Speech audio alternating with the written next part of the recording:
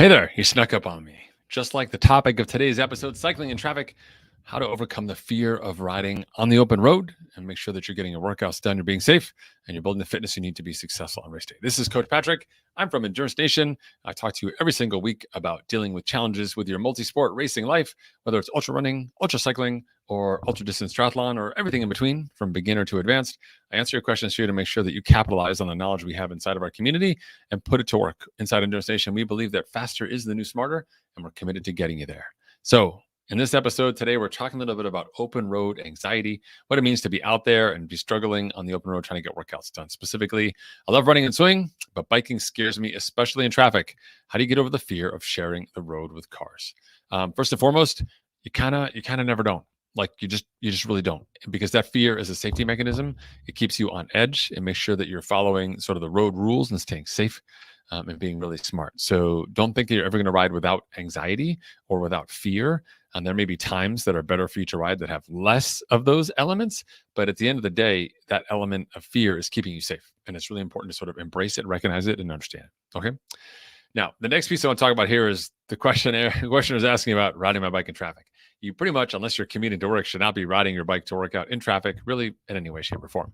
Like, it's one thing to be on a road and a car's pass you every once in a while. It's another thing to be really in like chock-a-block, like backed up cars, trying to ride your bike, people turning, stopping, all that stuff. Like that's hella dangerous, and that's no place for a workout for you. Okay. So when you think about riding outside and riding out for your workouts, for the most part, riding outside during the week, unless you live in a fairly rural or suburban area that has quieter roads during the day, people are say going to work somewhere else, or people in school, you have a flexible schedule, you can get outside. In that scenario, maybe you get outside during the week, but for most people, you're training indoors during the week, getting outside on the weekend.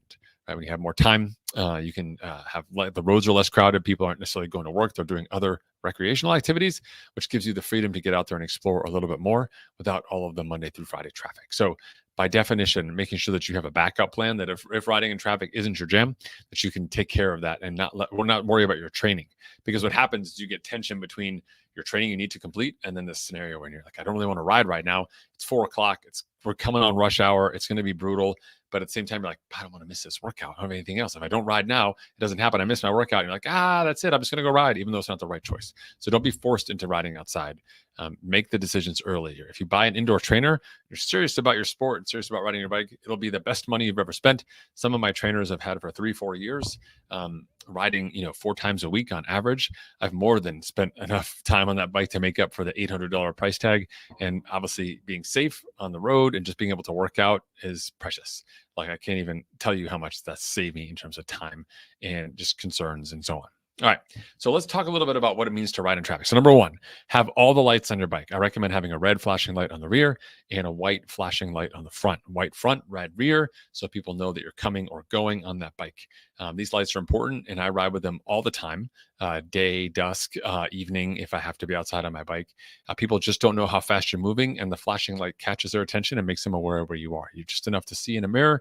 It's really helpful. And some of the lights I have out there in the open road are great. So I've got a handlebar mount, and I've got a tail light sort of sits on my seat post as well. In fact, I went the extra mile for that tail light one year for my birthday. My wife got me the Garmin Varia radar, which is great. So it actually shows up on my bike computer and tells me, it beeps at me when a car is coming and can actually show that car. It's not completely trustworthy, but it kind of shows that car moving up behind me and passing me, which gives me some sense of when I am being approached from behind, so I'm not surprised. So another way to not be surprised is to not listen to music when you're riding in traffic. So if you've got to ride in a busy area, no headphones, please, no earphones, no AirPods, no noise canceling stuff, because you need to hear everything in your environment. Being safe on the bike is not just what you can see, it's also what you can hear, and you need all of those senses to make sure you're making the right decisions on the bike. Okay. The next thing you can do is just make sure you're wearing visible clothing. If it's dusk, not time to break out that awesome black kit with the ninja on it. Super stealth, not going to really help. Most of us don't have reflectors on our bikes, so the flashing lights matter, but our clothes and our helmet choices do as well. So make sure you are visible. Bright red is the color of Endurance Nation. Very, very visible. So easy to do. And we've got some white lettering, especially on the outdoor kit, that's reflective. And that always helps as well. So make sure you are visible in your regular gear as you go forward, right? The next thing is in terms of riding in traffic is knowing the basic rules of the road. And that means like you being able to use hand signals for turning, understanding when it is or is not appropriate for you to cross the street or to change lanes and to move accordingly. And you can use hand signals pretty effectively. There's plenty of guides for you online on how to do that. But don't be shy. Hand signals are really important, even in really obvious scenarios, what you're doing, because drivers can't tell and they're just guessing. And most of them have not ridden a bike. They haven't ridden a bike like you. They probably haven't ridden a bike that fast. And they're not quite sure what you're going to do next. They just assume you're going to keep doing what you're doing right now, which may not be the case if there's a pothole in front of you, or you got to go left because the thing's beeping at you, or whatever the reason may be. So use those hand signals, be smart. Do your best to make eye contact with the drivers as you're navigating through traffic and getting permission to turn, so you're not, someone's not overtaking someone else, etc. You're being super safe. If you're worth your salt, your weight in salt in any way, you've done a little bit of local research, talked to other teams, found places that are safe to ride, parks, bike paths, specific roads or neighborhoods where it's quieter than other places, that can be a great place to go to put in the work. And that could be super helpful. So, kind of offset some of the concerns about being in traffic by doing that piece as well. Another thing you can do is just not do intervals.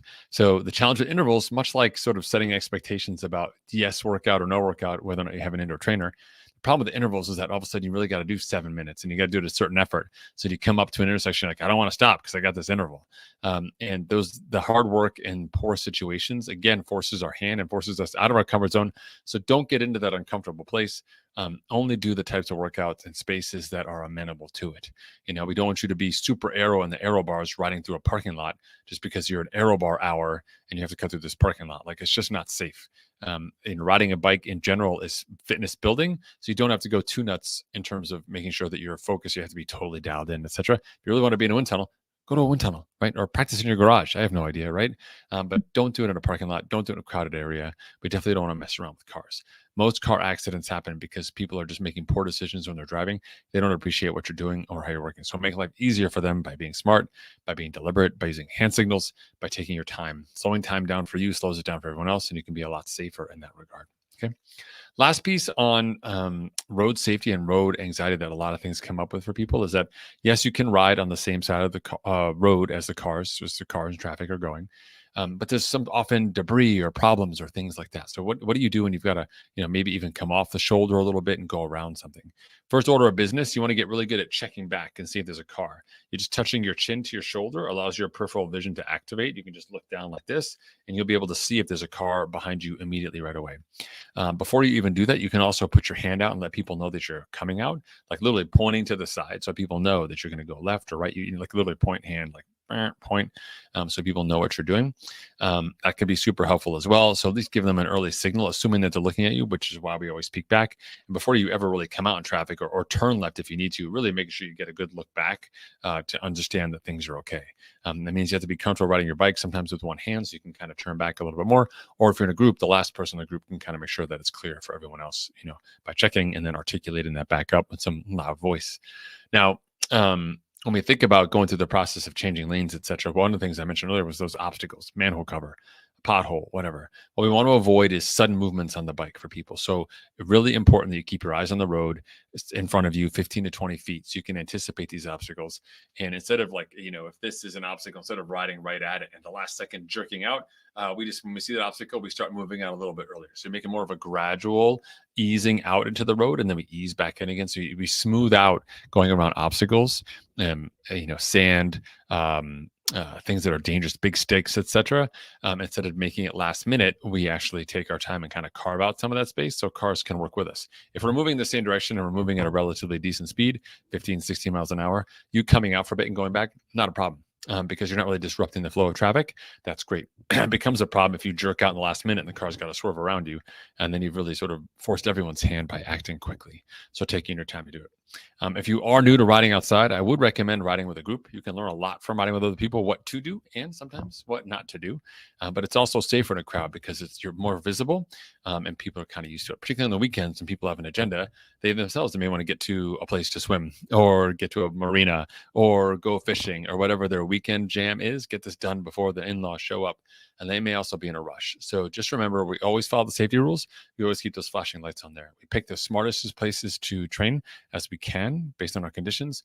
We try to avoid the busy times of the day or the week when things are just stacked against us in any way, shape, or form. We make sure that we have a safe place to ride indoors that's straightforward and easy and certainly a worthwhile investment for you in terms of how you stay safe and build your fitness over time. And we pick routes that are generally away from cars and avoid unsafe areas that would set us up for some trouble down the road. All right. Riding outside is never simply safe, but it is simple to do, and you can make it safe with some of those easy steps I've talked about today. All right. Thanks everyone for tuning in. I hope this was helpful for you. You'll never get rid of that anxiety, but remember, a little bit of fear is your friend when you're on the bike, and just when you're training outdoors in general, you want to have your awareness high. It'll keep you safe. It'll keep you coming back for more, building the fitness and making yourself unstoppable this season. I'm Coach Patrick from Endurance Station, ending today's episode, talking a little bit about riding out on the open road in traffic. And if you've got questions, comments, or feedback, let us know on social media. Otherwise, I look forward to seeing you next week in another episode. Be well.